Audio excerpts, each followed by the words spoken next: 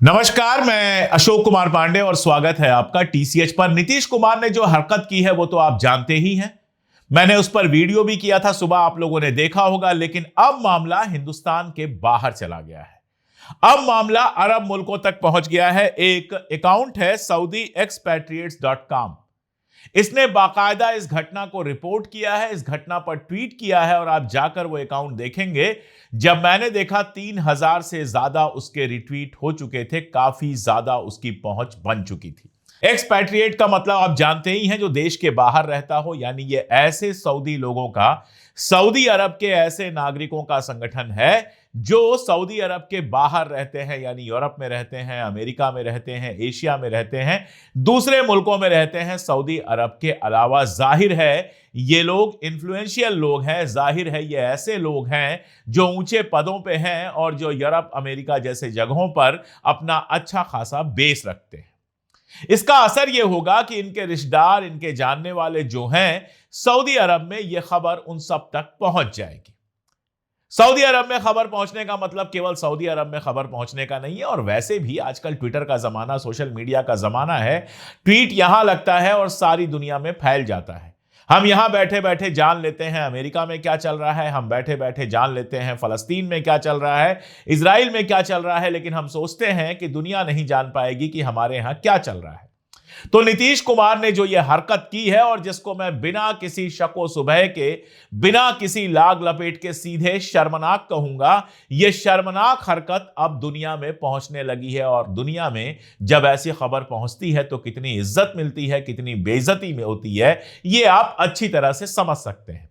मैंने कल भी कहा था और आज भी मैं यह दोहरा रहा हूं कि अगर ऐसी घटना यूरोप में हुई होती, किसी मिनिस्टर ने, किसी एमपी ने यूरोप में किया होता, तो अभी तक वहां के अखबार, वहां के चैनल उसके पीछे पड़ गए होते और उसका इस्तीफा हो गया होता।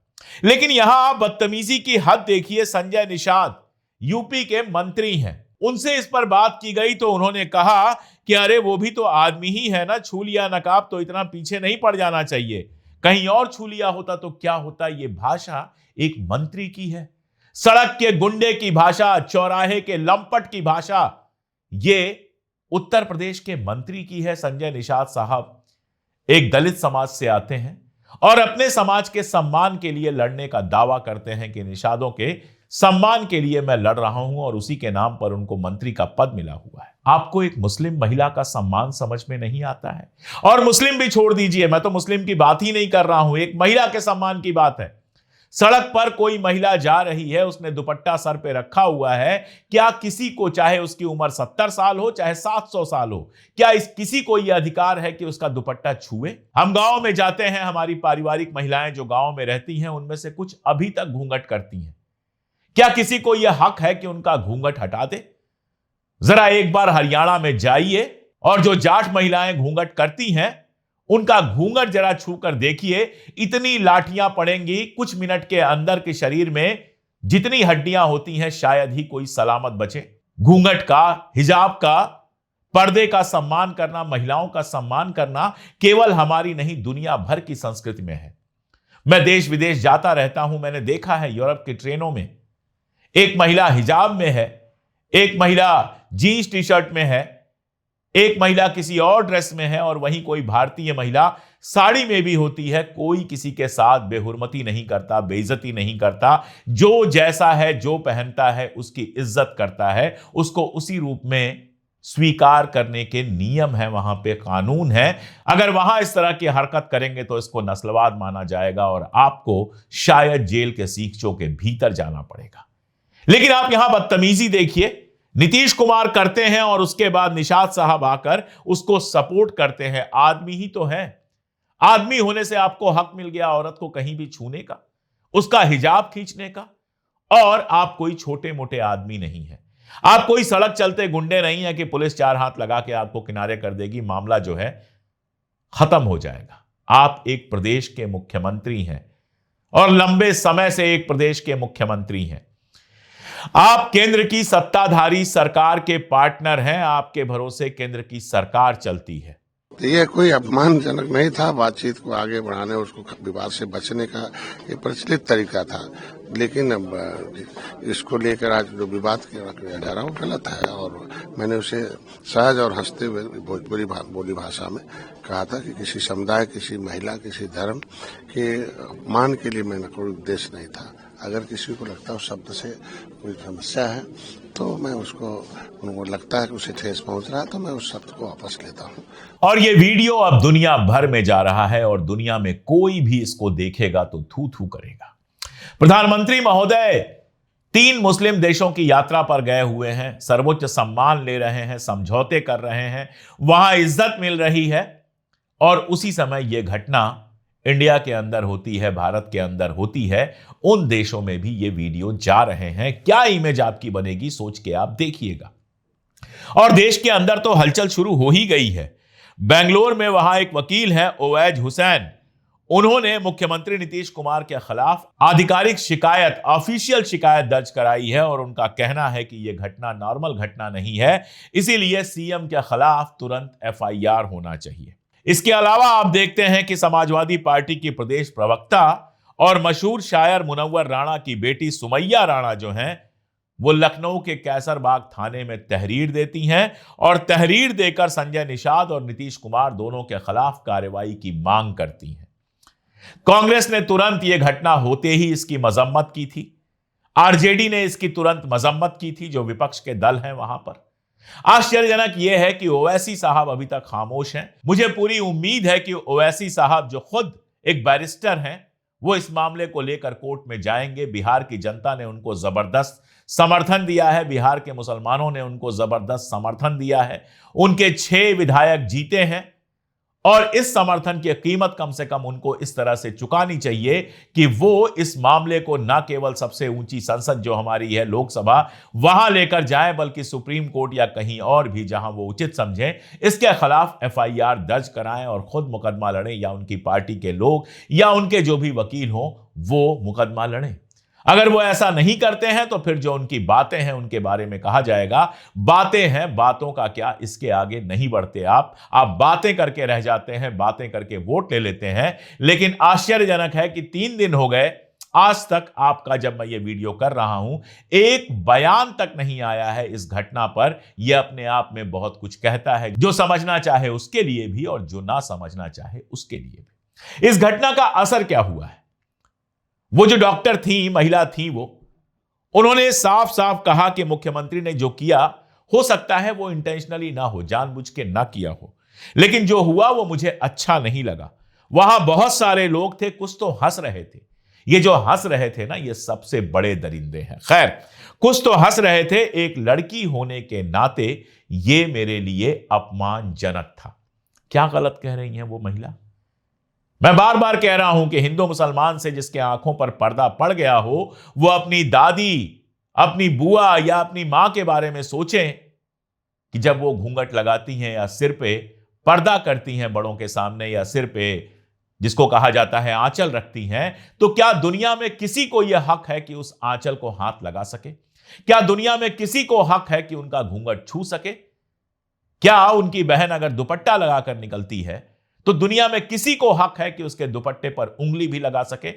अगर कोई भी आदमी किसी महिला के घूंघट पर, उसके सर के आंचल पर, उसके दुपट्टे पर, उसके हिजाब पर, उसके बुर्के पर उंगली लगाता हुआ नजर आता है, तो मेरे हिसाब से वो मानसिक रूप से विक्षिप्त नहीं है, वो एक अपराधी है और अपराध की सजा मिलनी चाहिए। कम से कम नीतीश कुमार को सामने आकर हाथ जोड़कर उस लड़की से माफी मांगनी चाहिए, कहना चाहिए कि बेटा जो मुझसे हुआ वो गलत हुआ, मुझे नहीं करना चाहिए था, मेरा इरादा ये नहीं था, मैं बाप की तरह बिहेव कर रहा था, लेकिन बाप को भी असल में ये हक नहीं है।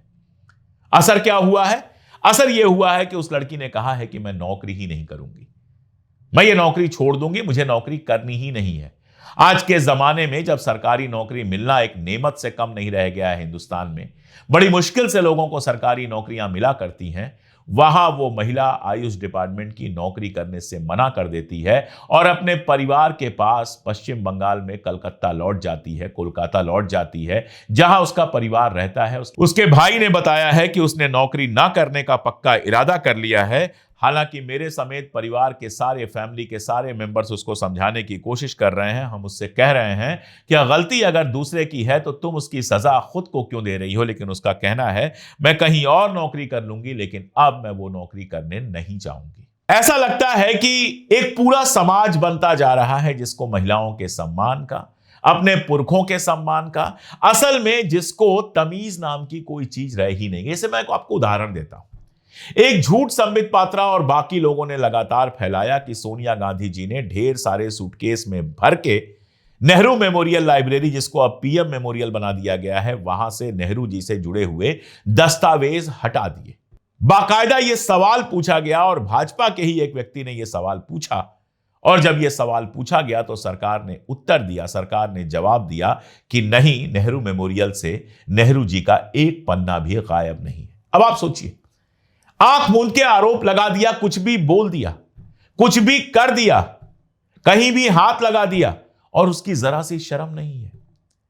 आपने कंगना रनावत को बना दिया एमपी, और कंगना रनावत अब कह रही हैं कि रघुपति राघव राजा राम को लेकर एक नेशनल एंथम बनाया था, भजन को लेकर गांधी जी ने एक नेशनल एंथम बनाया था। आप सोचिए, किसी स्कूल का 5वीं पास छात्र भी कंगना रनावत से ज्यादा ज्ञान रखता है, ज्यादा जानता है। उसको भी पता होगा कि रघुपति राघव राजा राम भजन था जो अपनी प्रार्थना सभाओं में गांधी जी गाया करते थे। ये कह रही है नेशनल एंथम बना दिया। कुछ भी जो जबान पे आए बोल दो। राखी सावंत को मैं कोई बहुत इज्जत की निगाह से नहीं देखता हूं, हर तरह की बातें वो करती रहती हैं। एक महिला होने के नाते जाहिर तौर पर उनका भी वैसे ही सम्मान है जैसे किसी भी महिला का सम्मान है। लेकिन कल जो उन्होंने बयान दिया, वो बयान निश्चित रूप से गौरतलब है। उन्होंने कहा कि नीतीश कुमार जी, अगर आपकी धोती कोई खींच ले, मैं आपकी धोती खींच लूं, तो आपको कैसा लगेगा? बिल्कुल ठीक बात है, आपको सुन के हंसी आ सकती है, लेकिन बिल्कुल ठीक बात है। किसी को हक है क्या कि अगर किसी ने धोती पहना है तो उसकी धोती खींच ले? तो फिर किसी को किसी का बुर्का हटाने की, किसी को किसी का हिजाब हटाने की कैसे इजाजत दी जा सकती है? और वो भी एक प्रदेश के मुख्यमंत्री को। मैंने कल भी बताया कि सम्राट चौधरी भले भाजपा के हैं, लेकिन मैं बिना किसी रोक टोक के उनकी तारीफ करूंगा कि उन्होंने रोकने की कोशिश की। उनको भारत की संस्कृति पता है, उनको महिलाओं का सम्मान पता है, और इस बात के लिए मैं उनका आभारी हूं।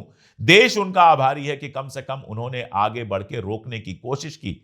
यहां पार्टी और विचारधारा का मामला नहीं है, यहां महिलाओं के लिए सम्मान तो हमें बचपन से सिखाया जाता है।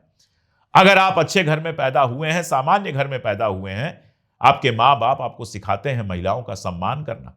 आप छोटे शहर में रहते हैं, बड़े शहर में रहते हैं, बदतमीजियां तो आप बाहर सीख जाते हैं। बदतमीजियां तो कई बार फिल्मों से, कई बार कहीं से सीखते हैं। मुझे नहीं लगता कि कोई माँ बाप ऐसे घटिया होंगे जो अपने बच्चों को औरतों की इज्जत करना नहीं सिखाते होंगे। और यहां नीतीश कुमार तो मां बाप नहीं, दादा की उम्र के हैं, और उन्होंने कल जो नजीर पेश की है, वो नजीर कैसी है इसके बारे में कुछ कहने की जरूरत नहीं है। खैर, मैंने बात शुरू की थी मामले के बाहर जाने से। आप देखिए कि लगातार वैसे ही हमारे दोस्त कम होते जा रहे हैं, और दुनिया में जो हमारी इमेज बन रही है वो इस्लामोफोबिक और पॉल्यूशन से भरे हुए देश की बन रही है। एक ऐसा देश जो शायद माल फंक्शन कर रहा है, जो शायद ठीक से फंक्शन नहीं कर रहा है।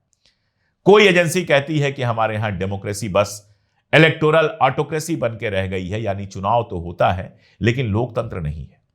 इजराइल का जिस तरह से आपने समर्थन किया, मिडिल ईस्ट के समर्थन में भारी कमी आई है, और उसके बीच में जब इस तरह का वीडियो आता है, आप सोच के देखिए, आप चाहे हिंदू हो, मुसलमान हो, सिख हो, ईसाई हो, आप सोच के देखिए कि एक तरफ तो लगातार नेताओं के जहरीले बयान, और उसके बाद जब इस तरह का वीडियो जाता है, आपके सामने आता है, तो तुरंत हमारे देश की इमेज क्या बनती है। कल बहुत सारे लोग जो हैं वो कह रहे थे कि अरे इतनी उम्र है और फलां है, ढिमका है। अरे भाई, इस देश में 70 और 60 साल के बूढ़ों ने 4 और 5 साल की बच्चियों के साथ जो किया है, कई बार वो खबरें लगातार छपती रहती हैं। आपकी उम्र कोई भी हो, आपको ये करने का हक नहीं मिलता। और सबसे मजेदार तो ये है कि एक टीवी चैनल की एंकर हैं, उनके परिवार का वीडियो उनके ही लोगों ने पोस्ट किया था।